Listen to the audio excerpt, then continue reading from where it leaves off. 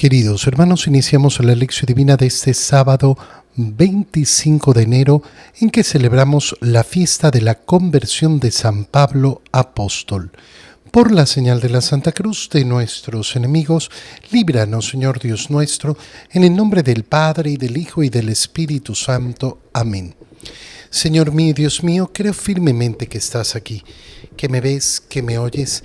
Te adoro con profunda reverencia, te pido perdón de mis pecados y gracia para hacer con fruto este tiempo de lección divina.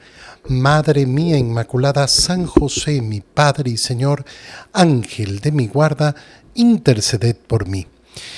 En este día en que celebramos la fiesta de la conversión de San Pablo, leemos en la primera lectura el libro de los Hechos de los Apóstoles, capítulo 22, versículos 3 al 16. En aquellos días Pablo dijo al pueblo: Yo soy judío, nací en Tarso de Cilicia, pero me crié aquí, en Jerusalén. Fui alumno de Gamaliel y aprendí a observar en todo su rigor la ley de nuestros padres, y estaba tan lleno de celo por las cosas de Dios como lo están ustedes ahora. Perseguí a muerte al camino cristiano, encadenando y metiendo en la cárcel a hombres y mujeres, como pueden atestiguarlo el sumo sacerdote y todo el consejo de los ancianos. Ellos me dieron cartas para los hermanos de Damasco, y me dirigí hacia allá en busca de creyentes para traerlos presos a Jerusalén y castigarlos. Pero en el camino, cerca ya de Damasco, a eso del mediodía, de repente me envolvió una gran luz venida del cielo. Caí por tierra y oí una voz que me decía: Saulo, Saulo, ¿por qué me persigues? Yo le respondí: Señor, ¿quién eres tú? Él me contestó: Yo soy Jesús de Nazaret, a quien tú persigues. Los que me acompañaban vieron la luz, pero no oyeron la voz del que me hablaba. Entonces yo le dije: ¿Qué debo hacer, Señor? El Señor me respondió: Levántate y vete a Damasco. Allá te dirán todo lo que tienes que hacer. Como yo no podía ver, cegado por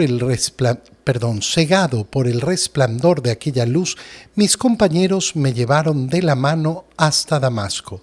Allí un hombre llamado Ananías, varón piadoso y observante de la ley, muy respetado por todos los judíos que vivían en Damasco, fue a verme.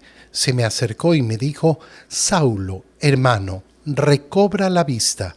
Inmediatamente recobré la vista y pude verlo. Él me dijo: El Dios de nuestros padres te ha elegido para que conocieras su voluntad, vieras al justo y escucharas sus palabras, porque deberás atestiguar ante todos los hombres lo que has visto y oído. Y ahora, ¿qué esperas? Levántate, recibe el bautismo, reconoce que Jesús es el Señor y queda limpio de tus pecados. Palabra de Dios. En la celebración de la fiesta de San Pablo tenemos la posibilidad de elegir dos lecturas de los Hechos de los Apóstoles. He elegido leer el capítulo 22 porque es la transcripción de la narración que hace San Pablo él mismo, de lo que le sucedió y de cómo se dio justamente esto que estamos celebrando hoy, su conversión. ¿Qué significa la conversión? Dirigir el corazón hacia el Señor. Significa que Pablo no era creyente. No, Pablo era creyente, era un judío muy piadoso, era un judío además que buscaba cumplir al máximo la ley judía, creyente de Dios, pero no había convertido su corazón hacia nuestro Señor Jesucristo, es decir, no había aceptado que Jesús era el Mesías esperado por los israelitas. Este acontecimiento de la conversión de San Pablo lo celebramos con una inmensa alegría. ¿Por qué? Porque sabemos la profunda acción que realizó San Pablo después de su conversión, y por eso lo tenemos como pilar de la Iglesia junto a Pedro. Pablo dedicado a predicar a los paganos y Pedro dedicado a predicar a los judíos. Y esa misión que va a desarrollar San Pablo ha sido gigantesca en los planes del Señor para el desarrollo de la Iglesia y para la profundización de las verdades de fe. ¿Qué es lo que nos cuenta el libro de los Hechos de los Apóstoles? Nos ubica en el juicio que le están haciendo a Pablo en Jerusalén. Y entonces, ¿qué es lo que va a decir? Va a contar al pueblo: yo soy judío. Primera cosa. Es decir, que no están juzgando a uno que no es de su misma raza, que no es de su misma sangre. Nací en Tarso, nací fuera de Jerusalén, como parte de todos esos judíos que vivían dispersos por todas partes. Pero Pablo dice que se crió en Jerusalén y fue alumno de Gamaliel. Gamaliel, ¿quién era? Gamaliel era un fariseo que aparece en los Hechos de los Apóstoles diciéndole al Sanedrín una verdad muy profunda. Cuando el Sanedrín había capturado a los apóstoles, a los 12, les dice: tengan cuidado con esos hombres, porque si ellos están realizando la voluntad de ellos mismos, la voluntad de los hombres, entonces se terminarán dispersando. Pero si están realizando la voluntad de Dios, no habrá forma de detenerlos. Y les advierte Gamaliel: no se pongan a pelear con Dios. Pablo, al recordar que es discípulo de Gamaliel, lo que está diciendo es: atentos. ¿Por qué? Porque no soy discípulo de cualquiera. Tuve al mejor de los profesores que me ofrecía la escuela de los fariseos. Y eso fue lo que aprendió a observar en todo su rigor la ley, y estaba lleno de celo por las cosas de Dios, como ustedes lo están ahora. Es decir, Pablo se está ubicando en la misma posición que aquellos que lo acusan ahora, diciéndoles: yo también pasé por esto, yo también recorrí el mismo camino, y mucho más. ¿Por qué? Porque perseguí a muerte. Aquí viene una terminología muy preciosa. ¿Qué persiguió a muerte? Al camino cristiano, que es el primer modo en que se utiliza en el libro de los Hechos de los Apóstoles para hablar del cristianismo. Cristiano, el término cristiano va a aparecer después en Antioquía, pero la primera manera de referirse a, bueno, ¿yo a qué pertenezco? Al camino, a ese camino de Cristo, a ese camino mostrado por Cristo. ¿Qué hizo Pablo? Encadenó y metió en la cárcel a hombres y mujeres. Y de esto pueden dar testimonio de que esto fue lo que hice.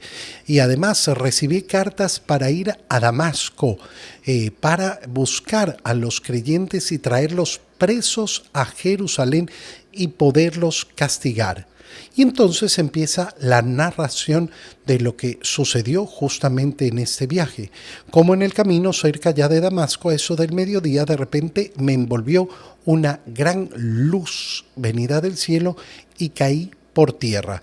Aquí es donde aparece el arte cristiano. Cuando nosotros vemos los cuadros de la conversión de San Pablo, normalmente se lo muestra cayendo de un caballo. Las escrituras no nos dicen si estaba en un caballo o no. Hay personas que se quedan a veces en ridiculeces que llaman mucho la atención, porque efectivamente un artista al leer la escritura puede decir: yo me lo imagino en un caballo. No, es que no dice que estaba en un caballo. Da exactamente lo mismo. Da exactamente lo mismo si estaba en un caballo, si no estaba en un caballo. Un artista tendrá efectivamente la libertad de interpretar. No, porque esa no es la realidad. Hermano mío, es que la escritura no está entrando en el detalle si estaba o no estaba en un caballo, si iba en un burro. No lo dice. Pero solo lo menciono porque a veces hay personas que quieren quedarse en detalles que no son importantes y que lógicamente tienes una capacidad para imaginarlo, sobre todo en el caso de los artistas cuando quieren representar esas escenas bíblicas. Lo envuelve una gran luz, cae por tierra y entonces escucha la voz que no es de cualquiera. sino de Cristo. Saulo, Saulo. 2 veces lo llama por su nombre. Qué bonito es esto, porque la conversión de San Pablo se da porque el Señor lo llama por su nombre. Pero de ahí viene lo más hermoso. ¿Por qué me persigues? ¿Y por qué digo lo más hermoso? Porque es la identificación de Cristo con cada uno de nosotros. Qué hermoso es ver cómo el Señor se identifica con cada uno de nosotros. Se identifica con aquellos que caminamos su camino. Y eso me tiene que a mí llenar de profunda alegría. Cuando yo recibo ataques del mundo por mi fe, ¿qué tengo que tener claro? Que atacan a Cristo. No, pero me dijeron no sé qué. Hermano mío, Cristo se ha identificado conmigo. En este momento Cristo se ha identificado conmigo. Paulo no está persiguiendo simplemente a los cristianos, lo está persiguiendo a Cristo. Yo le respondí, Señor, ¿quién eres? Y entonces la respuesta, yo soy Jesús de Nazaret, a quien tú persigues. No estás persiguiendo a un grupo de hombres, me estás persiguiendo a mí, porque ellos no están haciendo una tarea por su cuenta, están haciendo lo que yo les envié a hacer. Qué bonito es cuando realizamos el apostolado, saber que estamos haciendo eso, haciendo la misión de parte del Señor, enviados por Él. Los que acompañaban a Pablo vieron la luz, pero no oyeron la voz. ¿Qué debo hacer? Y el Señor le dice, levántate, vete a Damasco, y allí se te va a indicar. Pero Saulo ha quedado ciego. Qué importante es esta ceguera de Saulo. ¿Por qué? Porque lo que quiere el Señor es mostrarle justamente cuál es el problema. Él está celoso por su fe. Quiere proteger el judaísmo, quiere proteger las leyes de Dios, pero resulta que cree que está haciendo el bien cuando no lo está haciendo, pero no lo logra reconocer. ¿Por qué? Porque está ciego. Porque está ciego, y por eso nosotros siempre tenemos que tener esta preocupación, la preocupación de poder abrir los ojos, de poder ser iluminados con la luz del Señor. Hay además otra imagen aquí que es preciosa, porque Saulo lo que nos cuenta es que fue envuelto en un rayo de luz, y ese rayo de luz lo vuelve ciego. Esta es la imagen del misterio.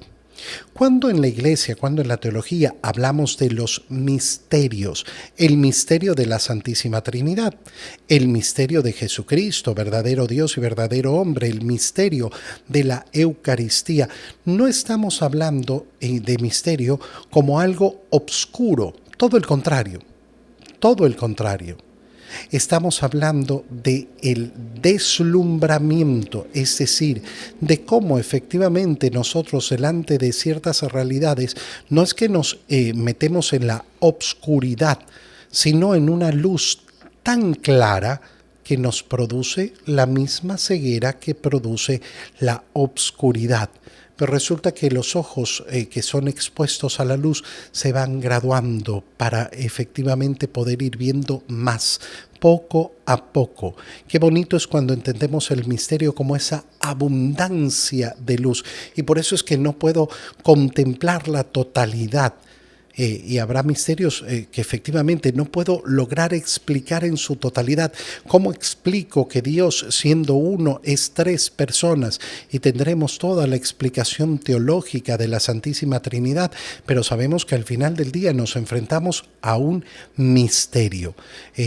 Entonces es enviado Ananías donde Saulo, que lo llama ¿a qué? A levantarse, a recuperar la visión y recibe la misión.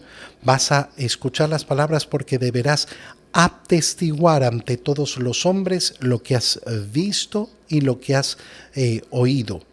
Y ahora, levántate, recibe el bautismo, reconoce que Jesús es el Señor y queda limpio de tus pecados. Es decir, empieza la transformación verdadera y profunda de la vida de San Pablo. En el Evangelio, leemos el Evangelio de San Marcos, capítulo 16, versículos 15 al 18. En aquel tiempo se apareció Jesús a los 11 y les dijo: vayan por todo el mundo y prediquen el Evangelio a toda criatura. El que crea y se bautice se salvará. El que se resista a creer será condenado. Estos son los milagros que acompañarán a los que hayan creído. Arrojarán demonios en mi nombre, hablarán lenguas nuevas, cogerán serpientes en sus manos y si beben un veneno mortal no les hará daño. Impondrán las manos a los enfermos y éstos quedarán sanos. Palabra del Señor. ¿Dónde estamos ubicados en el Evangelio de San Marcos? Estamos ubicados en el momento de la ascensión del Señor. Fíjate que estamos en el capítulo 16. ¿Y esto por qué lo podemos reconocer? Por un dato muy sencillo, pero muy profundo. Se apareció Jesús, ya cuando nosotros escuchamos se apareció Jesús, obviamente que estamos en el tiempo posterior a la resurrección. Solo después de resucitado, los evangelios utilizan esta palabra, la aparición de Jesús. Mientras tanto, todo lo anterior a la crucifixión, a la muerte, es Jesús, está aquí, está allá, caminó, fue. Solo después de la resurrección vamos a ver esta terminología, apareció. Y el segundo dato, ¿a quién? A los 11. Justamente el día de ayer leíamos cómo el Señor subió al monte y llamó a los que Él quiso, y eligió y constituyó a los 12. Y decíamos el día de ayer cómo en la traducción se aseguran de poner ese 12 en mayúscula. ¿Por qué? Para darnos a entender que esto es un grupo constituido, que no es simplemente un número, sino que el nombre, por decirlo de alguna manera, el nombre de este grupo es los 12. Pero resulta que de esos 12 que vimos que el Señor eligió, uno se ha suicidado, Judas el Iscariote, después de haber vendido al Señor. Y en este momento, el momento de la ascensión, 40 días después de la resurrección, entonces ese grupo se ha transformado y por eso vemos también cómo se dice los 11. A los 11 y se lo coloca en mayúsculas, después volverán a ser los 12. Y vemos el envío misionero que hace el Señor antes de la ascensión. Es precioso porque Cristo ha resucitado y antes de ascender a los cielos, ahora envía a predicar el Evangelio. Vayan por todo el mundo y prediquen el Evangelio a toda criatura. Esta es la simpleza del envío, la simpleza y la grandiosidad del envío. Vayan por todo el mundo. No vayan acá, no, por todo el mundo.